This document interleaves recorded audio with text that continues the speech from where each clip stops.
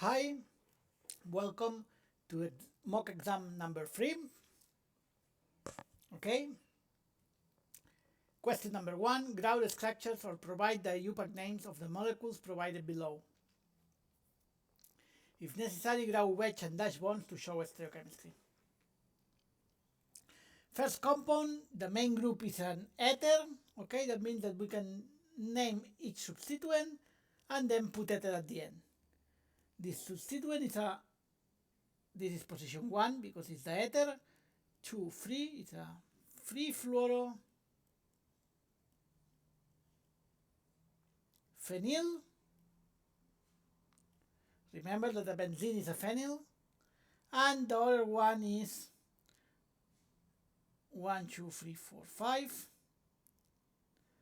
Cyclopentyl 1, 2, 3. Free bromo cyclopentyl. That means that the name will be free bromo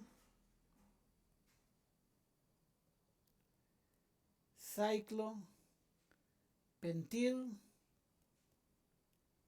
4 fluorophenyl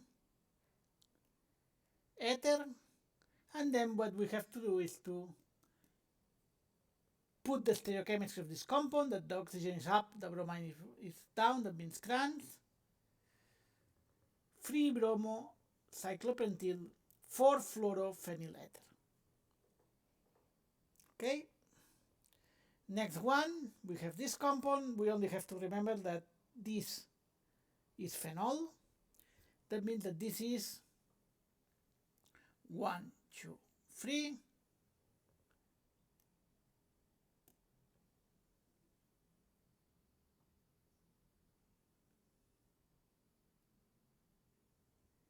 This is free nitro phenol or meta nitro phenol.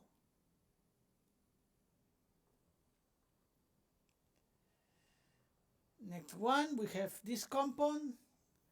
This compound is a cyclopentane. Then 1, 2, 3, 4 is a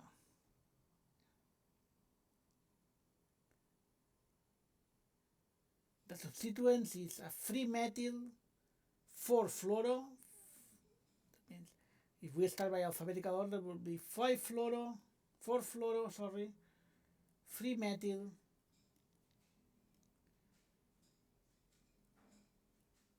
cyclopentene. Okay, and fluorine is up, methyl is down, that means trans. 4 fluoro free methyl cyclopentene. And finally, we have this compound. I try to check the longer chain. The longer chain will be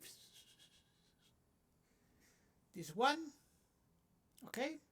Remember, it has to be the longer chain that contains the maximum number of main functional groups. The main functional group is the alcohol. That means that this will be the main chain. Is 1, 2, 3, 4.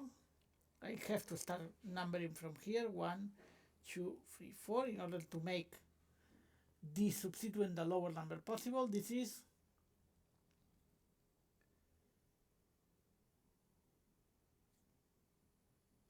butanediol.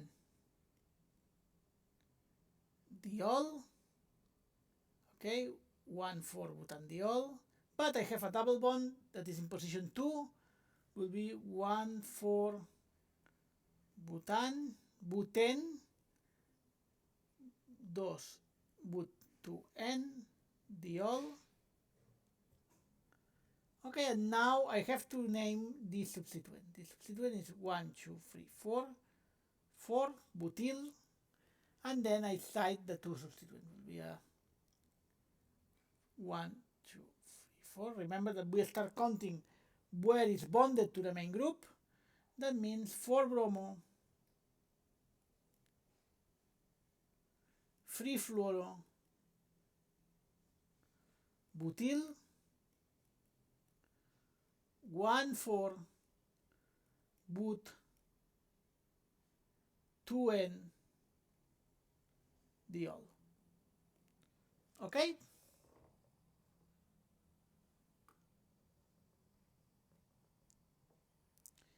Next one, I have the free S, 6S, free chloro 6-methyl cyclohexanone.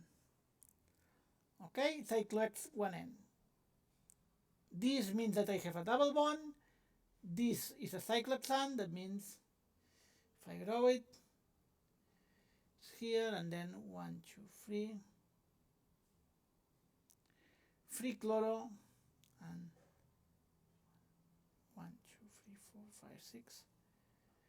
6-methyl cyclohex 1N. Okay? Then I have to put free S. For S, I will draw the chloride up and the hydrogen down. And if I do this, it's 1.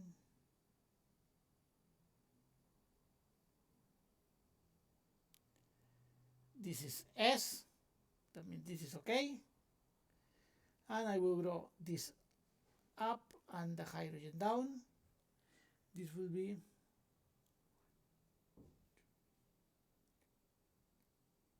this is R, that means that I have to change it.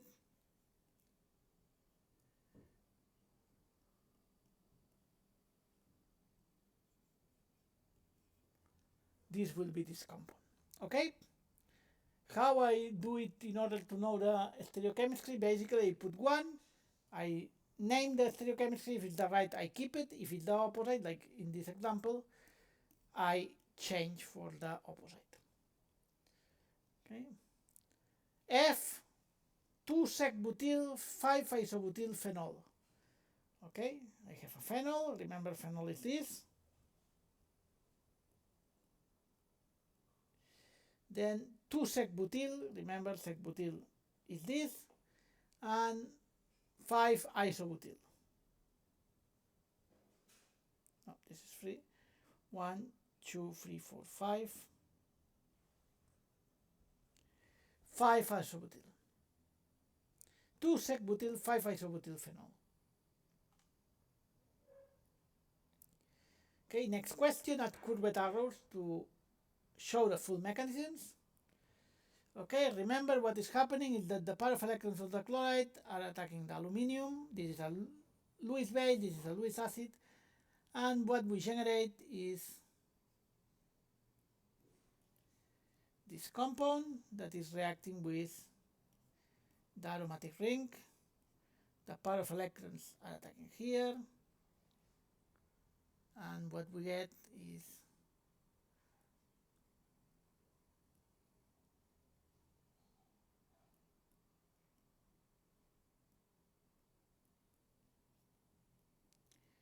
this intermediate, and then we lose a proton and we generate the final compound, that is the Friedel-Crafts acylation. Okay, next one, we have the addition of a thiol to acyl chloride. What we have is, remember, addition, tetrahedral intermediate,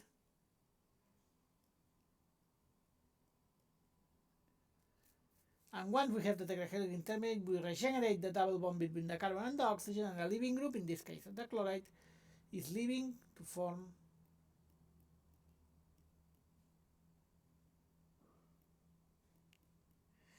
then we deprotonate to get the neutral compound.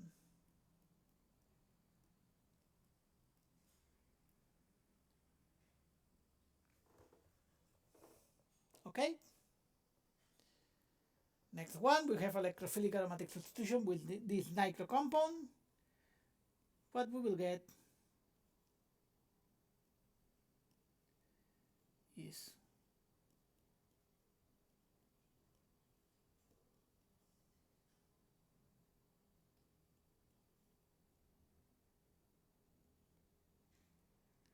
and then we regenerate the aromaticity by losing of a proton, and we get the nitrobenzene. Okay, order the following compounds for acidity and boiling point and explain why. Okay, basically what we have is the same alcohol, but we substitute in some of the alcohols some hydrogen for a fluorine. Okay, then when we substitute that on for electron, very electronegative atom, we are increasing the acidity, and it's not only the increase of the acidity depending of the number of fluorines that we add, but also for the distance between the fluorine and the acidic functional group, in this case the alcohol. That means these fluorines are 2 and are very close to the oxygen. This will have the maximum effect, will be the more acidic. This will be the second more acidic, because we have 2 fluorines that are not as close as the oxygen as in the first case. And finally, this will be the least acidic. Then, if we remember, in all 3 examples, we will have hydrogen bonding, the dipole, and van der Waals forces. But remember that the hydrogen bonding is highly depending of the acidity. When more acidic, more hydrogen bonding. That means that also this will be the highest boiling point, will be the second boiling point, and this will be the third. Okay?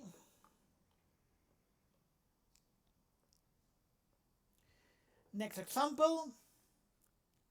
Okay, by acidity, this is the more acidic, this is the second more acidic, okay, and the rest are not acidic. And the boiling point, oh sorry, we only have to do a boiling point, my mistake. Okay, here we have van der Waals dipole plus hydrogen bonding. Here we have van der Waals plus dipole. Here we only have van der Waals. Here we have van der Waals dipole plus hydrogen bonding. And here we only have van der Waals. That means the higher boiling point will be the acid, the carboxylic acid. This will be the first. Why? Because it's the stronger hydrogen bonding, because it's the most acidic. This will be the second, because it's the only that has hydrogen bonding. Okay, then the third will be this compound, because at least has some dipole. And finally, the 2 last will be the van der Waals. Okay, the 2 compounds that only have van der Waals. Both have the same number of carbons, but remember that when more branched is the compound, less boiling point will have. That means that this will be the 4th, and this will be the 5. Okay, why? Because with more branched,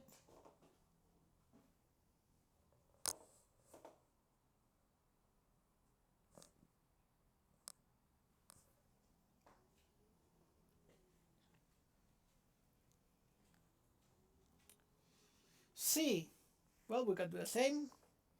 Okay, here we have van der Waals dipole and hydrogen bonding. Here we have van der Waals dipole and hydrogen bonding. Here we have van der Waals dipole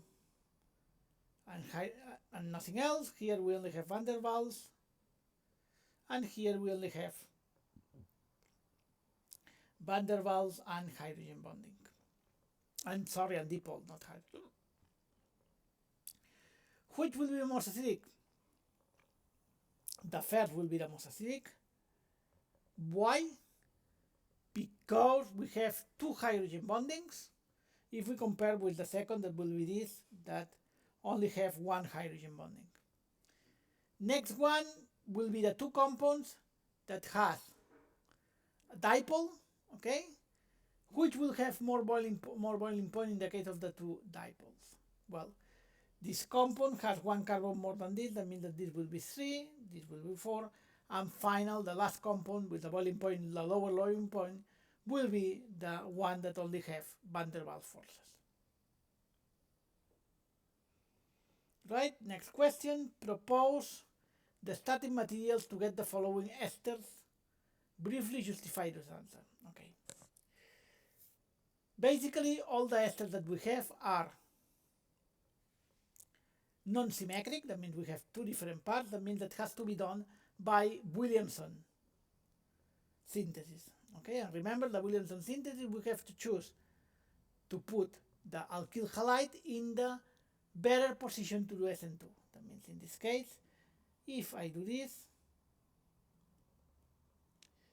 the alcohol, and I put the methyl iodide that is working very well for SN2 reactions. Remember that if I put the iodide in the other side, in the phenyl, the reaction will not work because phenyl iodides didn't give SN2. Here, exactly the same. I take this alcohol and plus methyl iodide. Again, it's the same. If I put the iodide in the terbutyl, simply the tertiary will not work for a SN2 reaction. And the last one is symmetric. Sorry, I didn't see well the first time. It's symmetric. That means that the best way to do it is by the Fischer synthesis. Basically, what we will do is to take this compound and put sulfuric acid to generate the final compound.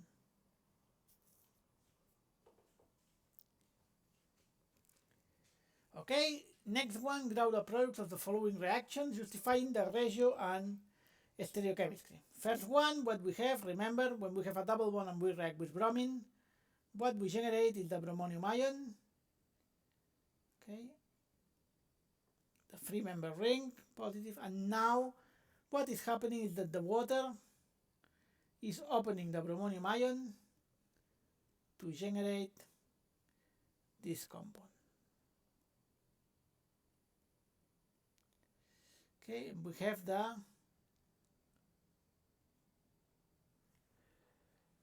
Kranz haloy green.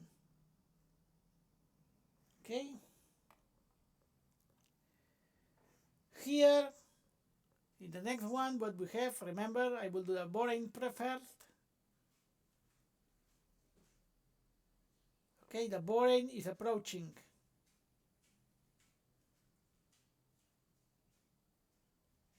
the double bond. Remember, the borane always in the less substituted part of the double bond. I will get this compound.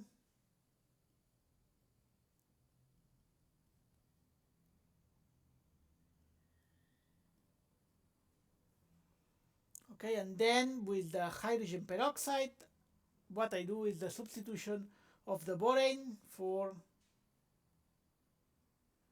an OH that will be in Kranz with the methyl. Okay, if I do with mercurium acetate, what I will get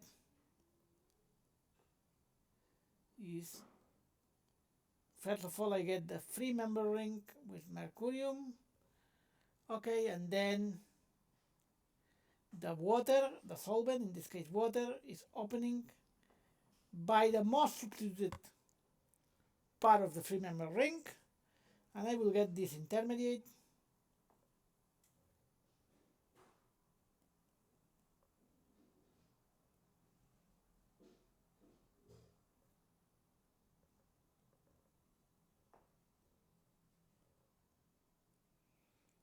And then I add the sodium borohydride to substitute the mercury for one hydrogen, and I will get this. Sorry, this is one carbon less. This is one carbon less. Okay, what I will get is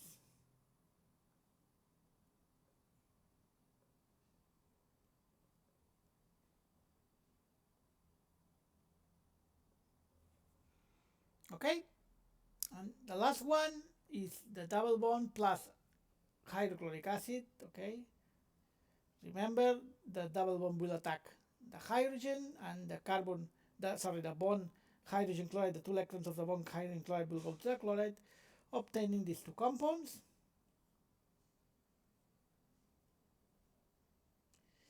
Remember, of the two possibilities to form a carbocation, I will form the carbocation more stable, that will be the more substituted, as you can see here.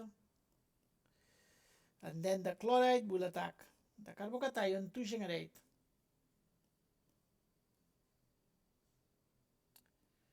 the alkyl halide.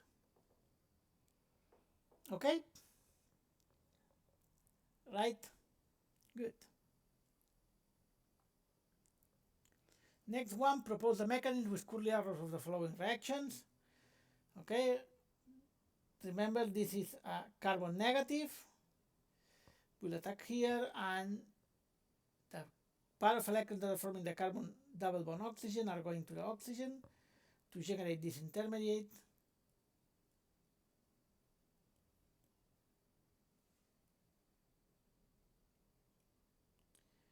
That then gets protonate to generate the alcohol.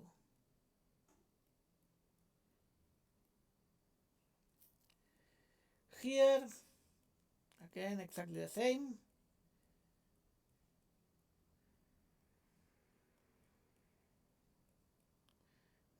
The hydride is attacking the carbon of the aldehyde, and the pair of electrons that are forming the carbon double bond oxygen are going to the oxygen to generate this intermediate.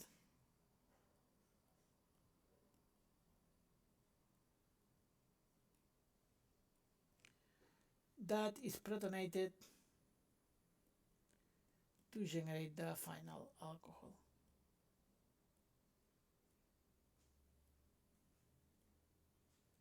Okay? Next one, again, this is a carbon negative. What will happen is that we will attack the acid chloride, remember, addition. Then the pair of electrons that are forming the carbon double bond oxygen are going to the oxygen. We form the tetrahedral intermediate.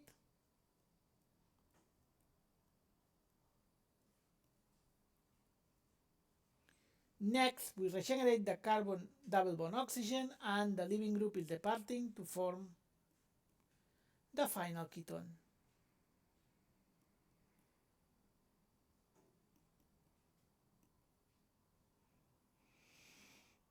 If we do the reaction instead of a magnesian, a Grignard, we do it with a sodium methoxide, what we will get is the pair of electrons of the oxygen of the toxide are attacking the carboxyl group. The pair of electrons that are forming the carbon double bond oxygen are going to the oxygen. We form the tetrahedral intermediate, the same than before.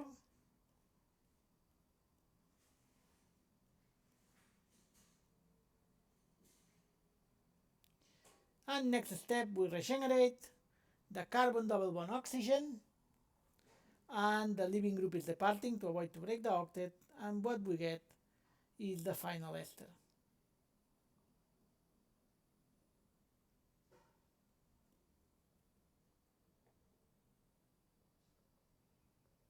Okay. Next, justify why phenol is more acidic than cyclohexanol. Okay, this is phenol. This is the reaction with acid.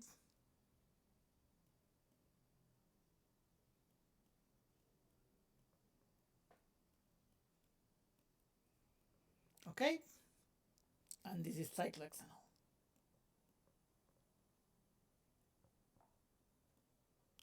This is the acid reaction.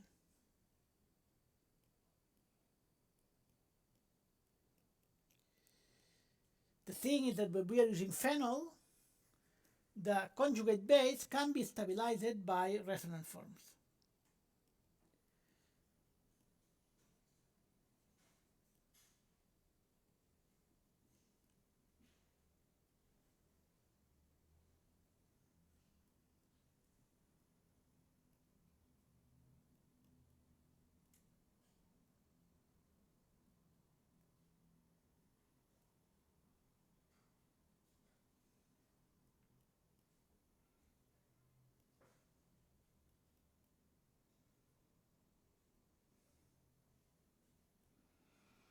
That means we are stabilizing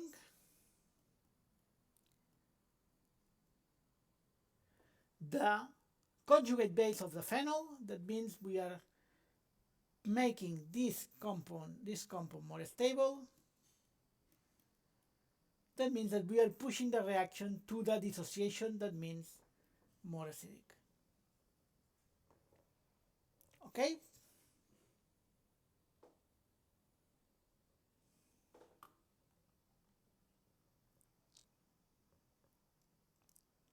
Next one, are the following compounds aromatic? Justify your answer. Okay, remember that to be aromatic has to follow these rules. All atoms sp2, cyclic, planar, and 4 plus 2 electrons. Okay? First, all are sp2. Yes, because the oxygen, we have a pair of electrons that we can put in the sp2 orbital, in the pz orbital. That means that will be planar, all will be hybridization sp2. And we have 2, 4 plus 2 of the oxygen, 6 electrons, aromatic. If someone asks me where are the other pair of electrons, remember oxygen. The hybridization is sp2. That means that this pair of electrons will be in the pz orbital, while this pair of electrons will be in a sp2 orbital. Okay, these are the two bonds that are sp2 orbitals. Right? Good. Next one. Here are planar, yes, because all are double bonds, as all sp2. We have 1, 2, 3, 6 electrons, aromatic. Next one, this carbon is sp3, that means no aromatic. This one, all are planar because this carbon is sp2. We have 2, 4, 6 electrons, aromatic. Next one, we have all planar, all sp2, and we have 2 and 2, 4 electrons. That means anti-aromatic. Here we have a free member ring. All are planar because we have this carbocation. 2 electrons, aromatic. While here we have the same, but this time we have 4 electrons, anti-aromatic. Okay?